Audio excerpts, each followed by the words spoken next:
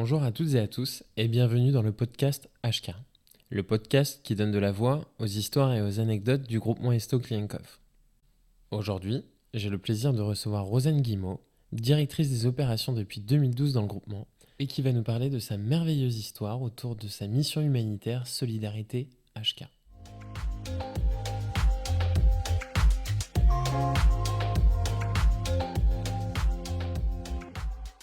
Bonjour Rosanne. Bonjour Hugo. Merci Rosanne déjà pour commencer de m'accueillir dans ton bureau aujourd'hui pour me parler de cette belle aventure humanitaire. Mais avant de commencer, j'aimerais que tu te présentes en quelques mots pour nos auditeurs. Bien sûr, je suis Rosanne Guimau, je suis directrice des opérations pour le groupement Esto Klienkov depuis maintenant 9 ans.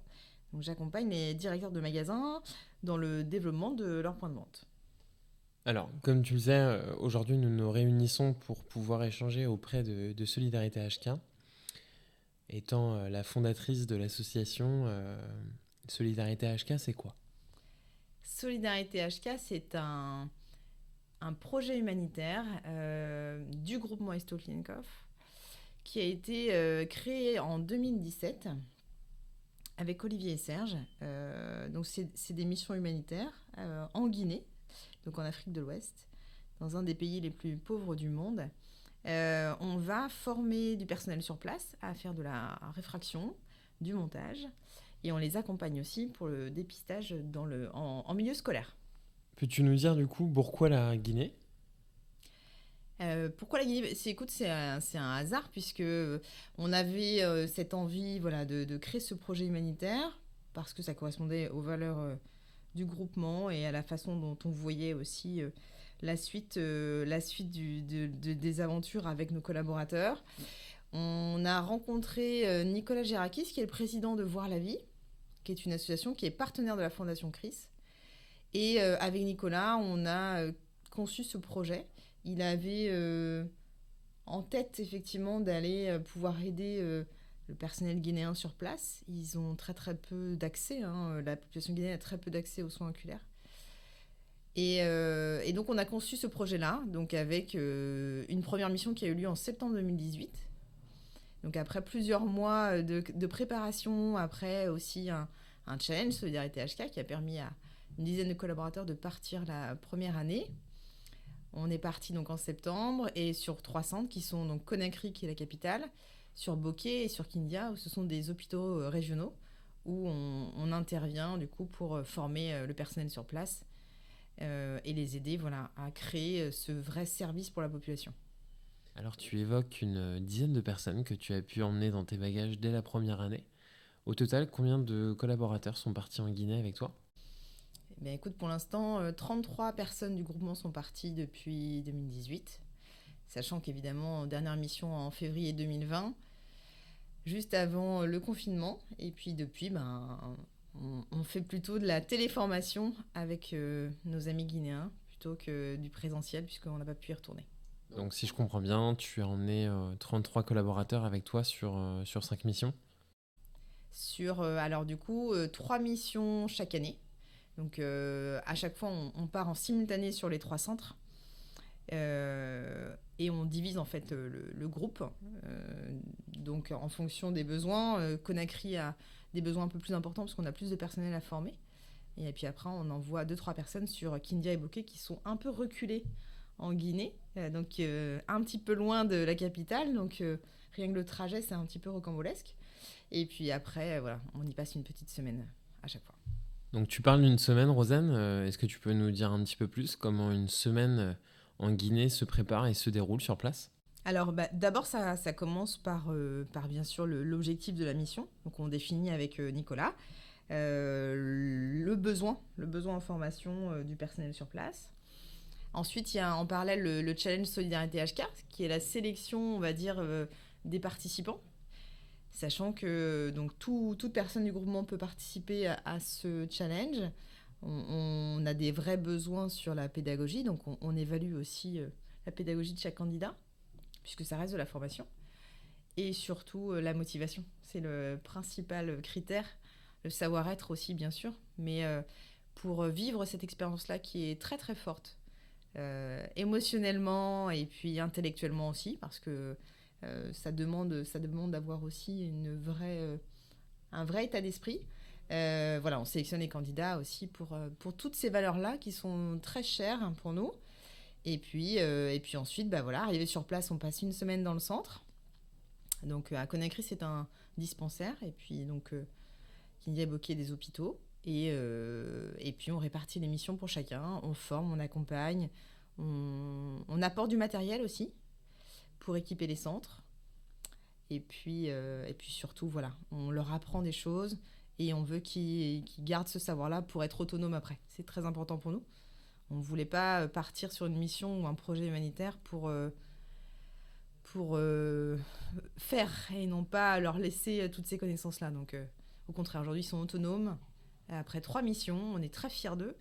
Et puis, on maintient la formation à distance, on maintient les connaissances aussi pour que un maximum de personnes puissent être équipées. Alors une importance forcément pour toi et pour les équipes qui sont parties sur place d'apprendre, puisque je crois savoir que le métier d'opticien n'existe pas, lui, en Guinée. Oui, ça n'existe pas en fait ce métier. La compétence effectivement n'existe pas, donc c'est souvent des infirmiers qui ont été formés par quelqu'un dans le centre parfois. Et donc automatiquement, il faut leur apporter toutes ces connaissances-là et ils ont extrêmement envie, ils sont très motivés, ils apprennent extrêmement vite. En une semaine, c'est impressionnant la qualité du travail fourni. Et puis on est aidé par la Fondation CRIS aussi, hein, qui nous fournit notamment sur Conakry, qui nous fournit des montures et des verres neufs. Donc ça, c'est aussi une vraie plus-value pour eux. Donc on fait en make it easy, hein, on fait des bons de commande en fait, qui sont envoyés directement chez Codir. Et donc ils font la réfraction, ils remplissent ce bon de commande, ils l'envoient chez Codir et puis Codir leur envoie des équipements neufs. Donc pour la population, c'est extrêmement qualitatif. Voilà. À quelques milliers de kilomètres, on retrouve une organisation quasi comparable. C'est ça, exactement. On va revenir du côté du porteur. Alors aujourd'hui, un Guinéen qui a besoin d'un équipement optique par rapport à ce que tu nous annonces en termes de pénurie d'opticiens, voire quasiment l'inexistence du métier d'opticien en Guinée. Comment fait le porteur pour s'équiper justement? Il y a très peu d'accès aux soins en général, en fait. Donc encore moins pour les lunettes. Alors, il y a plusieurs possibilités. Il y a les montures qui sont par exemple récupérées par les associations en France dans les magasins qui arrivent sur le marché là-bas.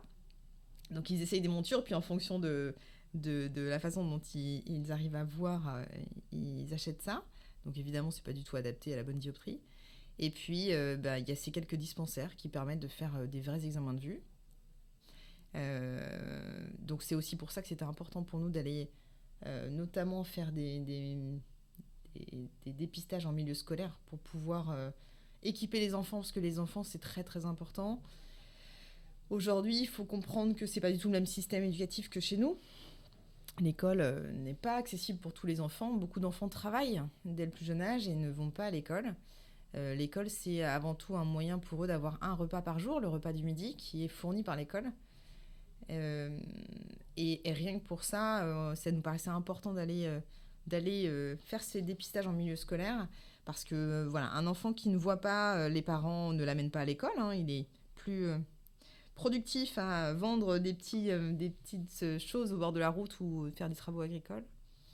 Donc, alors que s'il a une paire de lunettes et qu'il arrive à voir le tableau, donc c'est des grandes classes, hein, ils sont 80 par classe, eh bien, il a une chance d'aller à l'école et donc d'avoir ce repas qui est si important pour lui, puisque évidemment, tout le monde ne mange pas du tout à sa faim dans ce pays.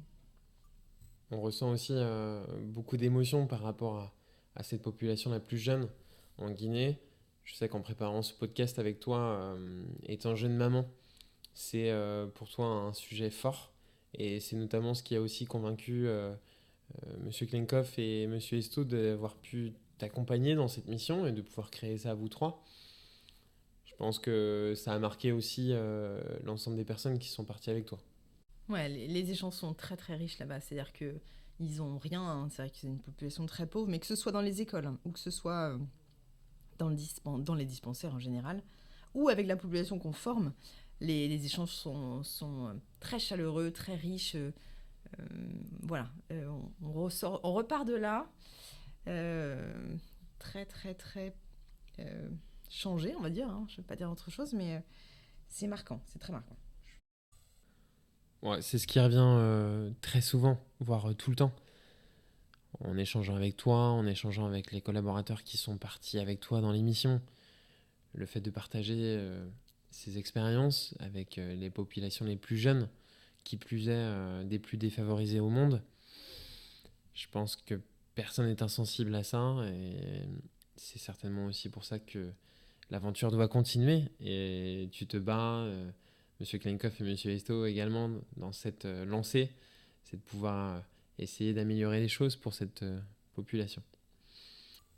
Alors pour revenir, et je ris puisque pareil dans ces témoignages on a souvent parlé de multiples péripéties, et puis je vais te laisser en donner une, celle que tu souhaites, celle qui te vient de prime abord comme ça. Ouais, alors des anecdotes, j'en ai plein, effectivement. Oui, c'est un pays qui est tellement différent du nôtre que, bien sûr, les us et coutumes et les pratiques ne sont pas pareilles. On a vécu plein de belles aventures avec les collaborateurs, puis surtout avec le personnel guinéen, voilà, qui nous a toujours accueillis avec à bras ouverts.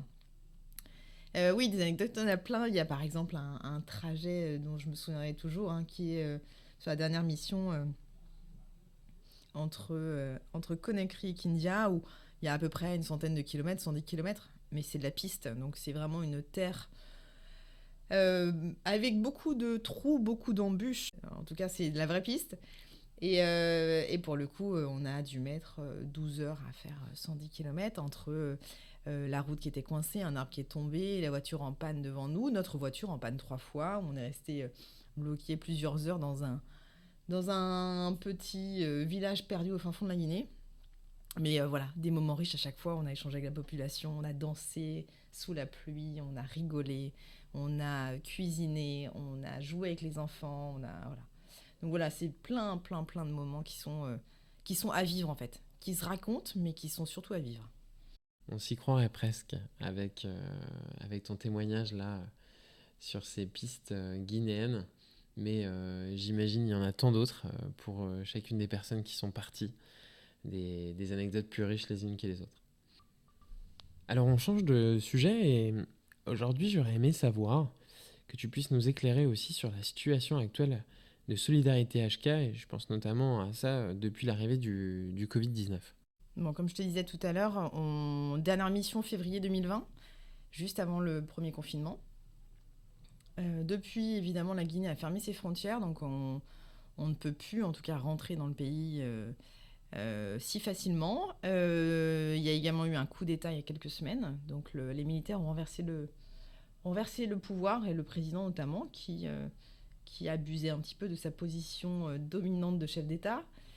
Donc situation politique très compliquée. On avait déjà reporté une mission en 2019 à cause de ça, à cause de la situation politique, puisqu'on veut prendre zéro risque pour nos collaborateurs, bien sûr. Et donc on continue d'être en contact avec eux. On ne les lâche pas, on a toujours des contacts. Et puis on a mis en place un référentiel numérique, donc grâce à des bénévoles du groupement qui ont travaillé sur le sujet pendant le confinement de 2021 pour les magasins fermés notamment. On a créé ce référentiel numérique de formation, donc qui part des bases de l'optique jusqu'à la réfraction et plus. Et donc ce référentiel a été mis sur iPad, donc iPad que Olivier et Serge ont offert généreusement aussi à l'association, et est envoyé à nos amis guinéens. Donc ils auront tout ce support de formation pour eux. Et en parallèle de ça, on va commencer à créer une chaîne YouTube pour pouvoir justement avoir ces moments d'échange en visio avec eux et pouvoir répondre à leurs questions et continuer à les former.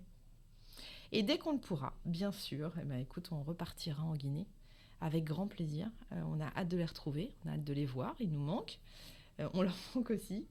Et puis dans ce cas-là, on relancera évidemment cette partie challenge pour pouvoir justement faire participer nos collaborateurs et qu'ils puissent vivre cette magnifique expérience. Alors si je me projette, collaborateur HK, que dois-je faire pour pouvoir participer à l'aventure? Alors pour l'instant, on est vraiment dans cette phase de mise en place de la téléformation. Et puis ensuite, dès qu'on ouvrira ce challenge, il faudra postuler avec la motivation que chacun peut avoir pour ce genre de projet. Et puis, en tout cas, chaque collaborateur pourra participer à ce challenge. Alors le moment est venu pour moi, Rosane, de te remercier pour le temps que tu viens de m'attribuer. Mais je tiens aussi à te remercier pour cette très belle aventure humanitaire que tu as su créer, que tu as voulu créer avec l'aide de Serge Olivier. On peut tous être fiers de cette association qui fait partie intégrante du groupement désormais depuis plusieurs années, qui rend fier l'ensemble des personnes qui sont déjà parties, mais aussi toutes celles qui partiront avec toi dans le futur. Alors j'ai plus qu'à souhaiter longue vie à Solidarité HK, et merci encore. Exactement. En tout cas, l'aventure n'est pas finie. Et puis voilà, s'il y a d'autres questions, il ne faut pas hésiter. Je suis à la disposition de chacun pour y répondre. Et puis au plaisir de partager en tout cas cette aventure avec d'autres collaborateurs du groupement parce que je pense que ce n'est pas fini. Merci Rosa. Merci Hugo.